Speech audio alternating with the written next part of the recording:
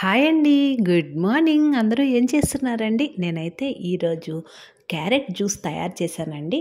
ఈ జ్యూస్‌లోకి కాస్త హనీ, కాస్త లెమన్ జ్యూస్ వేసుకుంటాను. అంతేనండి. చాలా రుచిగా ఉంటుంది. పరగడుపున తాగితే చాలా మంచిది. మరి టిఫిన్‌లోకి వేడి వేడిగా మిరియాల పొంగల్ తయారు చేశాను. సూపర్‌గా ఉంటుందండి. ఈ చలికాలానికి ఈ వేడి వేడిగా మిరియాల పొంగలి తినాలనిపిస్తుంది. అందువలన చక్కగా ఉదయం పూట గానీ, నైట్ టైం గానీ ఇలా ఒకసారి మిరియాల పొంగలి తయారు చేసుకోవచ్చు.